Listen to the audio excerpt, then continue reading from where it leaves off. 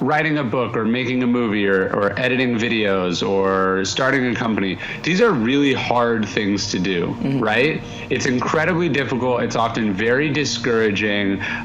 There's not a lot of validation until very much at the end of the process, right? And so what happens is that talking about these things is always easier and always much more validating than doing them if you sort of have the wrong attitude. So what you see is people spending all their time on social media talking about what they're doing instead of struggling to do it, right? And there's a big problem with that. There's the Henry Ford quote where he's saying, you can't build a reputation on what you're going to do. And so people are spending their time, you're sort of missing the point, right? You're talking about writing a novel instead of struggling to write that novel. And so you have to understand that ultimately the best thing you can do for your brand and for yourself is to just make really great stuff. You know what I mean? A book that changes people's lives, but quietly changes people's lives, is still going to be a much better tool for you than a book that you market the crap out of that has very little resonance or impact, right? So I want people to question the amount of time that they put on things like social media. I want you to question whose interests you're serving when you're posting on there. Like, there's a great line, if you're not paying for it, then you're the product that's being sold, right? Like, you don't pay for Facebook, so Facebook sucks as much time out of you as it possibly can. It makes it as addictive as it possibly can, and then it sells you to advertisers. And so you want to make sure that you're not giving up your sort of precious life and your precious energy that could be spent on your work, basically dicking around on social network.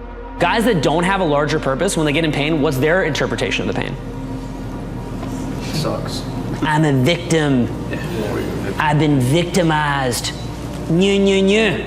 That thing victimized me. I've been victimized. Victimize me. I want to complain. I'm a complain. What's the complain gonna do, homie? I speak the truth. I speak the truth. Okay, so what? What's it gonna do? I'm just saying the truth. Like, dude, what the fuck are you saying, dude? Every second out of your mouth with this shit is a loss of your life. This is the peak of your life. What are you talking about this shit for?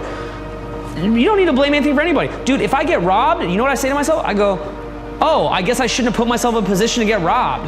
If I get fucked over, I go, oh, I guess I shouldn't put myself in a position to get fucked over. Sometimes I even get fucked over in very unfair ways. And then, I say to myself? I say, oh, well, a lot of my situation is good, and maybe I wouldn't have this situation if these other fucked up things weren't happening, and I'm trying to remove those fucked up things out of my life, but in the meantime, they're there, and that's part of the life I'm in, so I accept it, I work my way out. Full self-responsibility. And dude, I do get sometimes victimized. I actually do. But again, I'm not like, victimize me. Okay, I'm just like, well, sometimes in life isn't fair. Sometimes my situation is not totally fair, and if I keep working on improving my situation, I'll have less of that in the future. But then again, my kid could get killed in a car accident, and then all that little fucking victimize me won't mean shit anyway. So life's gonna have an inherent level of pain and unfairness in it. You try to minimize it for what you can, the rest you accept. Part of life is like, improving your execution, competence, and ability to control your situation. Another part of it is just learning to accept that it's gonna be fucked up either way.